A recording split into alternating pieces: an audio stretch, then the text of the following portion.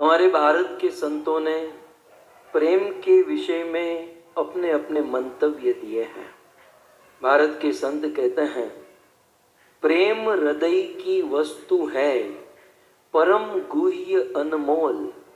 प्रेम हृदय की वस्तु है और परम गुह्य और अनमोल है।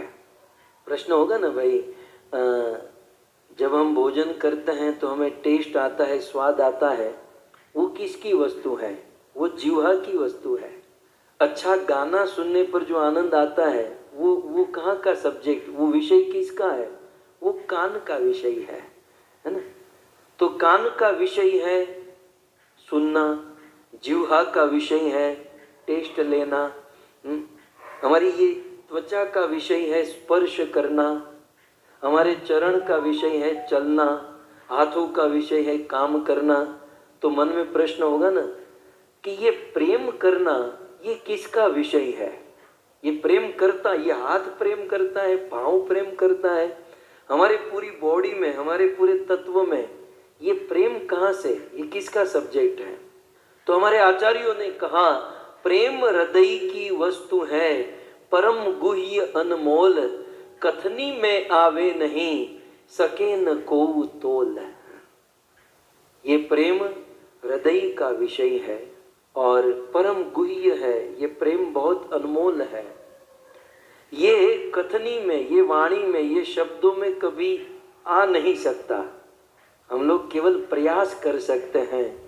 प्रेम को आज तक कोई गा नहीं पाया, पूर्ण नहीं कर पाया। इसलिए कथनी में आवे नहीं और सके न को तोल, और प्रेम को कोई तोल नहीं पाया। एक संत कहते हैं, रसमयी आनंदमयी विमल दुर्लभ यह उन्माद।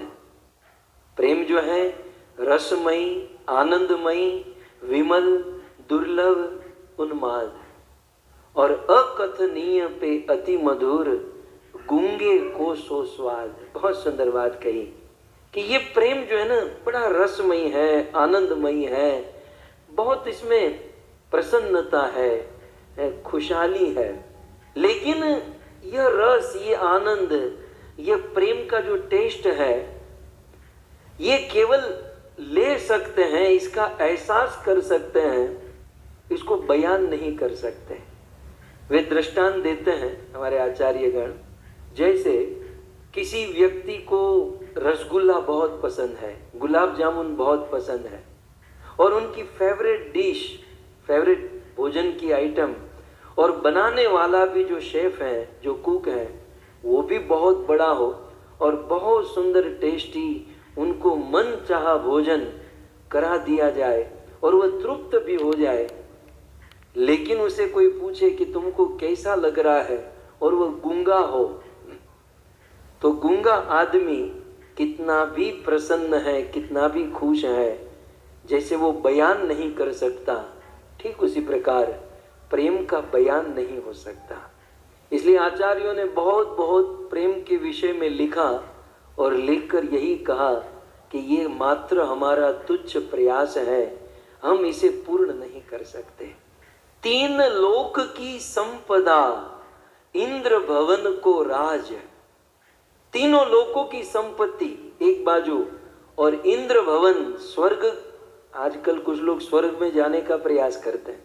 स्वर्ग में जाना बड़ी बात है, लेकिन स्वर्ग का राजा बन जाना ये तो उससे भी बड़ी बात है। तो तीनों लोक की संपदा इंद्र भवन को राज, प्रेमी तृण सम लखत ते ही तजत प्रेम के काज। तीनों लोकों की संपत्ति और देवराज इंद्र का राज्य स्वर्ग भी, यदि प्रेमी कोई है तो इन सब को प्रेम के कारण वो तृण के समान त्याग सकता है। किसी प्रेमी को कहा जाए कि तीनों लोकों की संपत्ति हम आपको देंगे, स्वर्ग का राजा बना देंगे, लेकिन प्रेम छोड़ दो, तो ये सब कुछ त्याग देगा, परंतु प्रेम नहीं त्यागेगा। धरा धाम धन धान्य धी धीरज और धर्म विवेक, प्रेम राज्य सब ही छूटे, रही एक ही टेक। प्रेम राज्य में कुछ ऐसा है कि अपने प्रेमी को, माने एक भक्त अपने भगवान को, कृष्ण को पाने के लिए वो सब कुछ त्याग सकता है।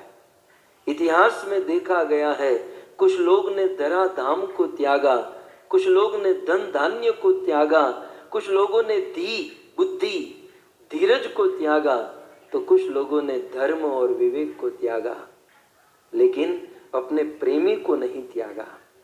अपने प्रेमी को प्राप्त करने हेतु जग में 4 प्रसिद्ध है सेव्य परम पुरुषार्थ। दुनिया में 4 पुरुषार्थ प्रसिद्ध है, धर्म, अर्थ, काम और मोक्ष। जग में 4 प्रसिद्ध है सेव्य परम पुरुषार्थ, पंचम हरि को प्रेम है परम मधुर पुरुषार्थ परमार्थ। तो ये धर्म, अर्थ, काम और मोक्ष, ये चारों से ऊपर है पंचम पुरुषार्थ जिसे कहते हैं प्रेम।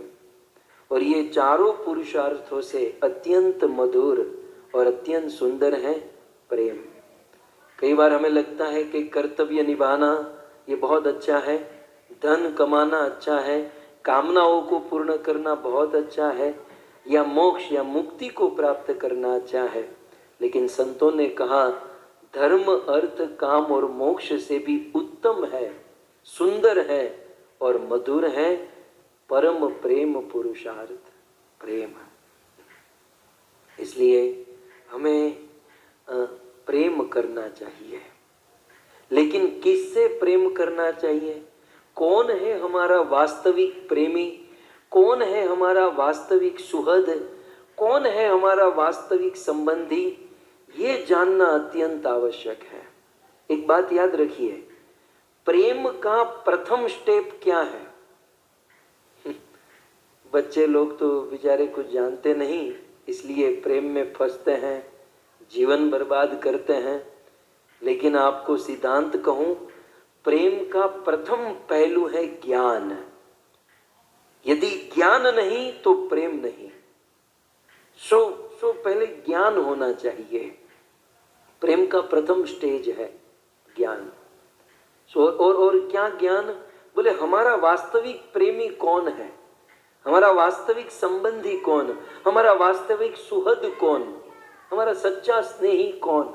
कई बार क्या होता है ना, हम सच्चे स्नेही को भूल जाते हैं, सच्चे स्नेही को, सच्चे प्रेमी को छोड़ देते हैं, उनकी ओर देखते तक नहीं है, और भिन्न भिन्न लोगों के प्रति हमारी आसक्ति होती है और हम प्रेम